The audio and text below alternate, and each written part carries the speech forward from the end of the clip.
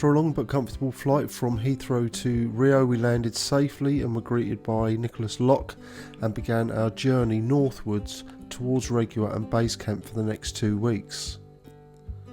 En route, my first drive-by lifer came in the shape of magnificent frigate bird, many of these incredible birds loafing over the waters of Guanabara Bay. Now, unknown to us, Nicholas had planned a slight detour en route to the lodge via an area known as the Maguari Marshes to look for a specialty bird and kickstart our trip off in style. I was glad to be off the plane and have an opportunity not only to see some new birds but also some interesting landscape and habitat. While driving, a few of the flyby species included six swift, ringed kingfisher, lesser yellow-headed vulture and the iconic Toko toucan, which I was really hoping to see. Fortunately, I was to get more chances to see this amazing bird and far better views, so I needn't have worried. Now, at our first stop, we scanned the marshes, which held a variety of good birds at distance, such as Kokoi heron, whistling heron, savannah hawk and the wonderful Maguari stork. My first closer view of our new species was this unmistakable white-headed marsh tyrant, a bird I remembered well from my field guides. Next came a riotous gang of these boisterous punk rockers, the Guara cuckoo. These birds showed well on the wires, highly vocal and full of mischief and personality. Another brief stop produced common waxbill, an escaped cage bird that was brought over from Africa, possibly as early as the 1820s, but welcome nonetheless. Saffron finch, a species I would become more acquainted with over the next fortnight, and two flushed burrowing owls from the roadside were also a nice surprise, but we will have a chance to meet them again properly later.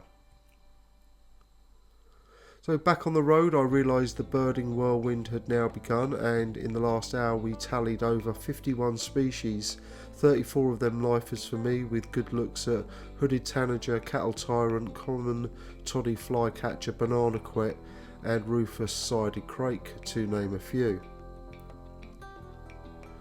As the scenery changed, the mountains got closer and I realised I'd soon be seeing the place that I'd been thinking about for the last 3 months.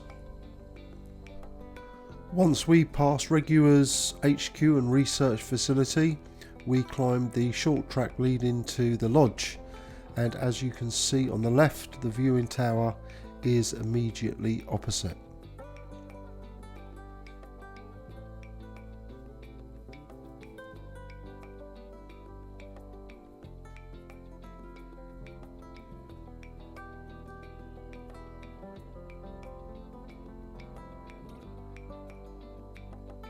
To say I was impressed with my first impressions of the lodge would be an understatement. My room on the first floor overlooking the garden and pool was immaculate, and I literally wouldn't have changed anything other than staying for a little longer. The balcony was a great place to both hear and see many different species, and as you can see from this sample, the variety was impressive.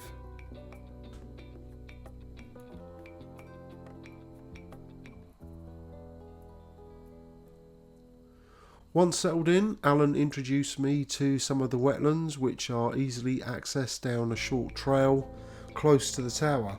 There was a good selection of expected species here, but I'll cover them a little later. Here we met some of the young rangers who were learning about the wildlife found in this habitat, and we set up the scope for them to see a few birds and a broad-snouted caiman. We also went to Amanda's Hide, a good spot to view the caiman, greater Annie, night herons and kingfishers. Amanda Martin, Alan's wife, kindly donated the funds for this hide, and it was a lovely gesture by Regua to give it such a fitting name.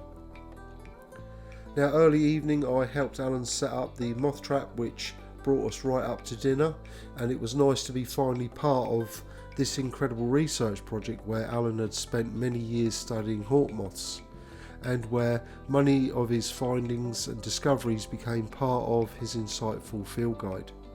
We finally headed to bed sometime after midnight, both of us quite exhausted, but Alan believed we would be in for a busy night as the conditions seemed perfect for a good catch.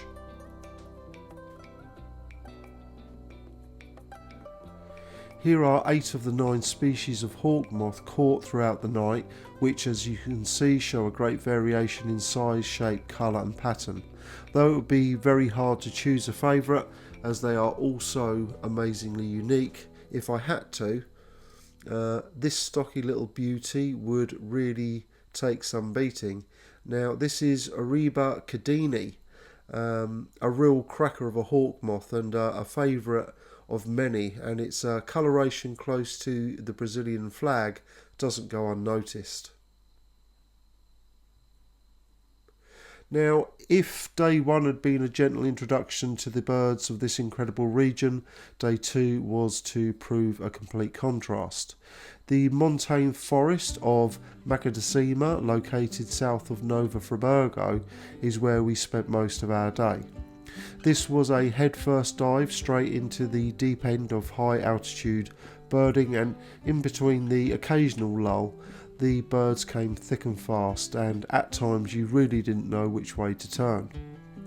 Now, the diversity of species was incredible, from dusky-legged guan, the higher altitude cousin of the rusty-margined guan, which is occasionally seen feeding at Regua's lodge, to the stunning Brazilian ruby, an endemic species to the Atlantic Rainforest in Brazil. Yellow-eared woodpecker showed well, as did this wonderful rufous-headed tanager, another endemic to the Atlantic Rainforest in Brazil, and just one of 8 tanager species we recorded at this location.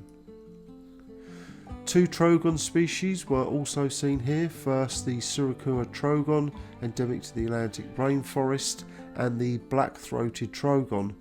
These birds, again, extremely high on my most wanted species to see whilst in Brazil. Now, something I'd like to highlight from the start is one of the people I heard about during my research leading up to the trip, and of course also from Alan, was Regua's bird guide, Agile. Now, I consider myself fortunate enough to have been in the company of some amazing birders, and though I have no South American experience, I know a good birder when I see one, and Agile's accolade as being one of the best bird guides in South America is surely without doubt. His ear, eye and instinct are incredible, and his ability to get you on a bird quickly is unreal. And of course, added to this, he is incredibly patient, kind and humble, and the reason I got to see as many birds as I did during my stay was because of his and Alan's guidance. Agile has spent most of his life in the forest and is extremely knowledgeable about many aspects, from trees, plants, mammals, tracks and of course birds. So today I got to witness what many other visitors and birders have experienced over the years whilst being in his company, and that is some amazing birds. During our time on this one stretch of road, we recorded over 74 species, 18 of which are listed here, and just an example of the incredible variety at this location.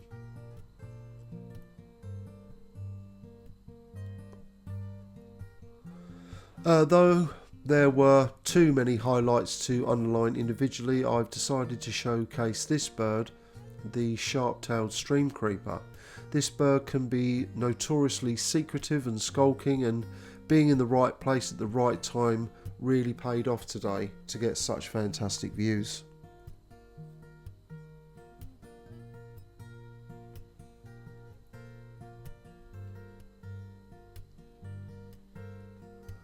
Back at the lodge, Alan and I were sat quietly on the veranda when an adult lowland tapir and young appeared from the trees.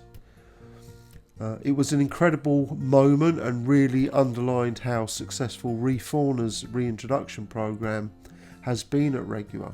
The first tapir were released from Regua in 2017, followed by another 19 in the following years. To date, 7 young have been born in the wild, the first in the state of Rio de Janeiro in over 100 years. So after the euphoria of seeing the tapir, the moth wall was checked one more time for hawk moths before calling it a night.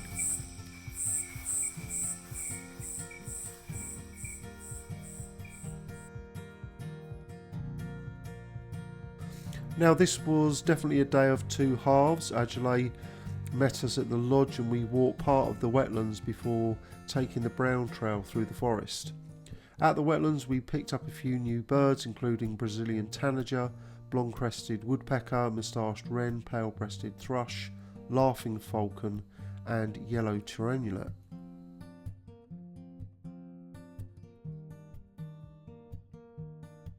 The brown trail, at least for the part we covered, added another 9 species to our ever-increasing list. Standout birds for me were black-cheeked gnat-eater and white-bibbed antbird. Unfortunately, it was this point we returned to the lodge as I was not feeling well, lack of sleep over the last 48 hours and probable dehydration. Fortunately, I had an opportunity to revisit the whole trail a little later in the trip. In the afternoon we spent a little time looking around the nursery and orchid house with Nicholas and Raquel Locke and some visitors who were planning to bring some of their students out to Regua as part of their studies. An hour birding from the tower proved a worthwhile effort with some great viewing, including this smart looking raptor, the crane hawk, known for its long double jointed reddish legs which it uses to reach deep into cavities.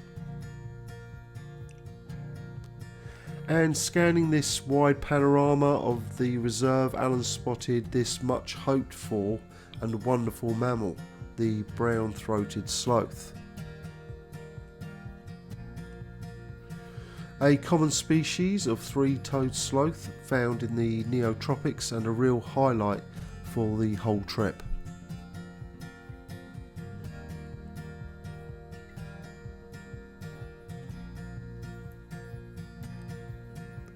Now, this fairly common and noisy species is more often heard than seen, though occasionally being seen in flight. However, the tower gives a great advantage for seeing these birds where they are exposed and relaxed, and are wonderful to see that brilliant red rump after which this bird is named.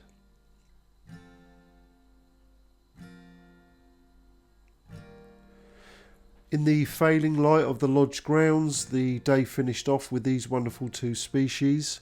Though I wish the footage was a little better, it always amazes me even now that you're able to capture record shots with a phone attached to your scope.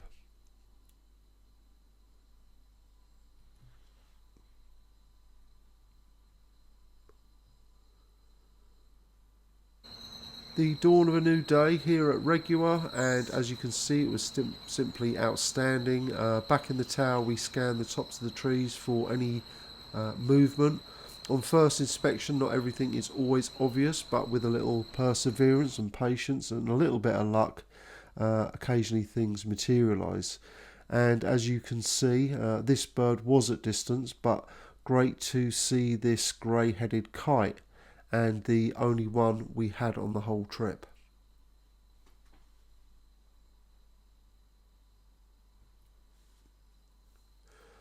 After breakfast and before we headed out for the day, it was nice to enjoy some of the garden wildlife with 3 hummingbird species: glittering-throated emerald, swallow-tailed hummingbird and violet-capped wood nymph, plus a purple-throated euphonia, and good looks at a group of common marmoset.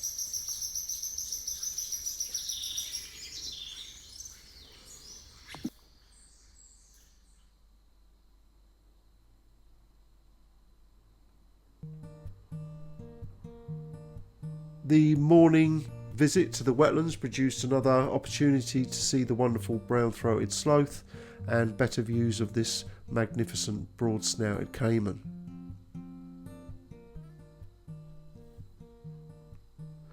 Now, this striking but secretive species, the chestnut-backed antshrike, often portrays its whereabouts with regular vocalisation, and today we were lucky enough to get some amazing views through a window in the foliage, the male on the right clearly pair bonding by offering food to the female.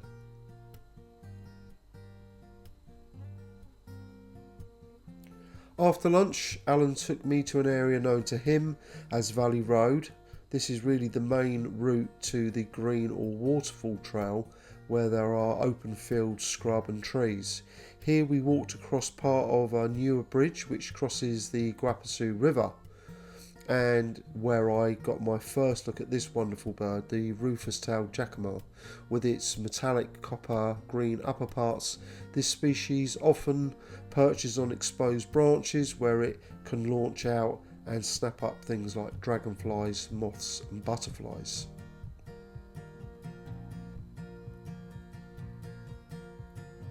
Throughout this area we recorded a good number of species beyond what is shown here, including black-capped bacard, short-crested flycatcher and yellow-eared woodpecker. And during the afternoon we noticed a mixed group of swift hawking insects over the lodge for about 10 minutes, and Alan got a few good record shots showing the difference between the two similar species. White-collared swift showing its brilliant complete white collar, whereas biscuitate swift shows an incomplete collar.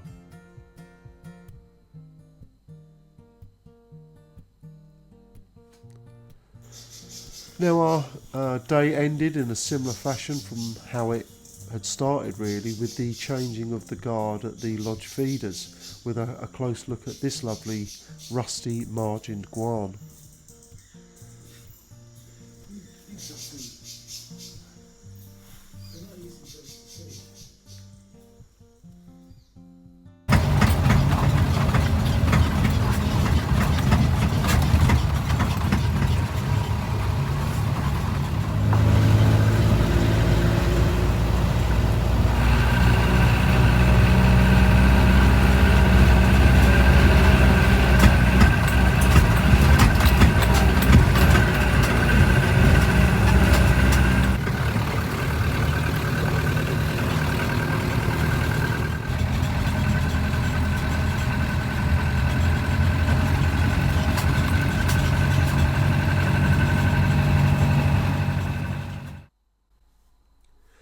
Our first stop proved highly productive and yet another highlight for me.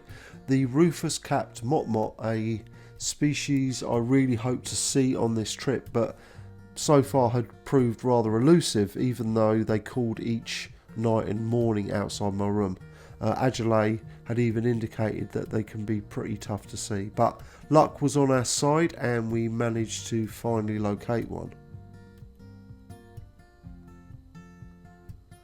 Walking the trail, we continually scanned the tops of the trees to locate a calling-leased pygmy owl, which we could hear being scolded by a roaming group of birds.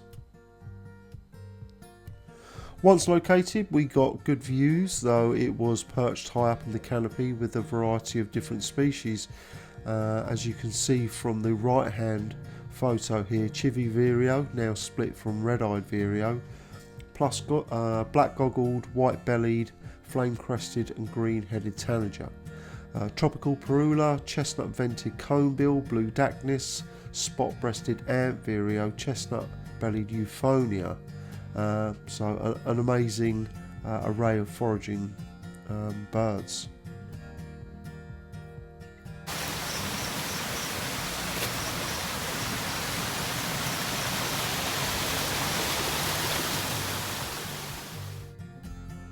Another stop produced after some searching clear views of spot-billed toucanet, an endemic species of the Atlantic Rainforest, and a little further along the track within a clearing, a wonderful yellow-fronted woodpecker. This species is highly gregarious and known for their cooperative breeding and endemic to the Atlantic Rainforest. This trail was incredible, and at each stop we continued adding more and more species, including a family group of yellow-fronted woodpecker, black hawk eagle, golden-tailed parrotlet, white-shouldered fire-eye, black-cheeked gnat-eater and blue manakin, for example.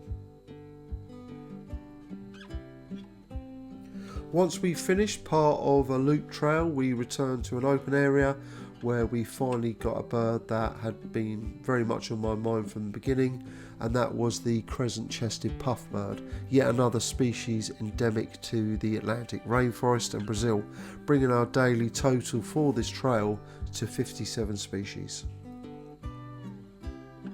Now, after lunch, Alan and I took another look along Valley Road where we recorded 24 species, including 2 lifers for me, grassland sparrow and rufous-fronted thornbird.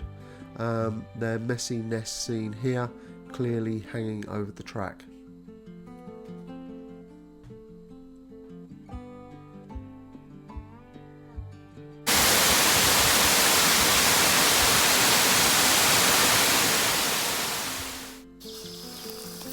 Now, before another day trip excursion with Adelaide, I headed down to the wetlands where I finally got great views of this incredible creature, the capybara. The capybara, the largest rodent in the world, arrived at the wetlands not long after they were established and have been there ever since. Their continued presence is a great indicator that this restored habitat is healthy, with clean water and an intact ecosystem. Now, this family group consisted of 13 individuals with quite a few young, and after watching them for about 40 minutes, they finally began to make their way back into the forest.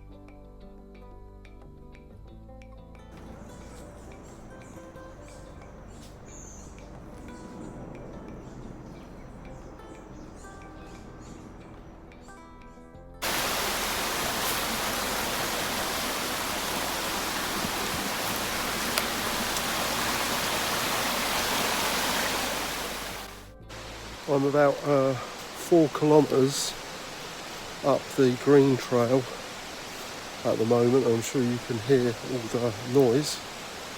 We're just getting to the waterfall now. I think the marker was about 3.7 kilometres. So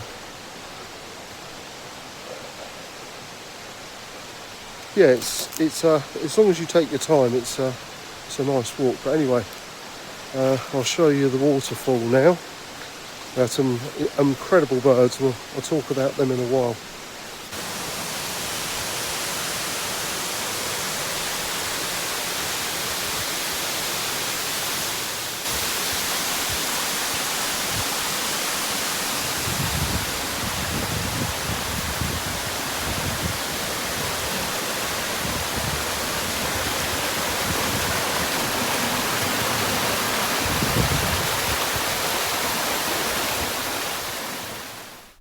Light distance were against me today in terms of bird photography within the forest, unfortunately. My point and shoot camera is very convenient, but restrictive when it's birds are in low light or fast moving or in shadow. So I gave up trying very early on and concentrated on just seeing them. And as you can see, we had some great birds today.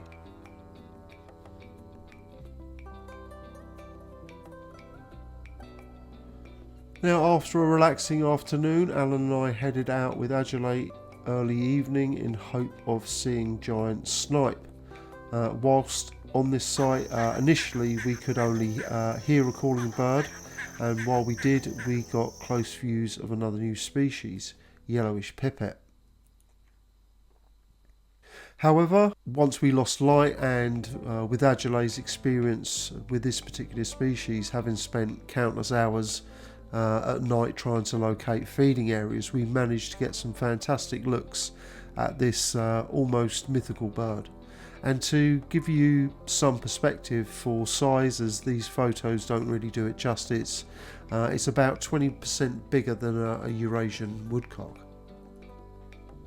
In between being very distracted by the amazing fireflies all around us, we also got flyby common paraki and just amazing views of two incredible male scissor-tailed nightjar, several times flying in unison, showing off their elongated tail feathers.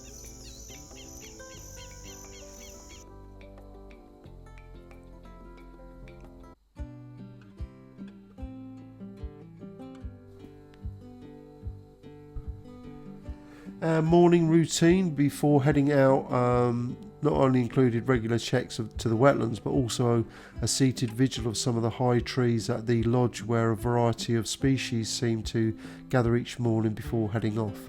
The bulk of these being tropical kingbirds and grey kiskadee. However, there were others, and by far my favourite was this handsome male swallow tanager, the female briefly there on the left, both showing that wonderful barring down the flanks, the male with its stunning turquoise blue plumage and black face and throat, quite unmistakable.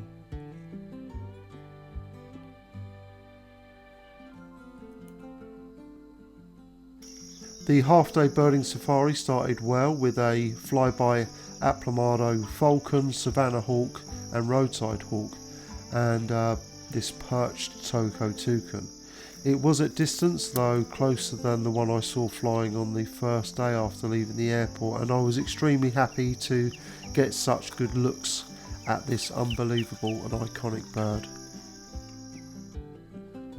Now, other standout species in this open area of fields included streamer-tailed tyrant, campo flicker, choppy blackbird, white-browed meadowlark, plain-breasted dove, burrowing owl and peach-fronted parakeet. After hearing this bird on several occasions during the week, it was great to finally see this handsome ferruginous pygmy owl, which stayed around long enough to get some great views.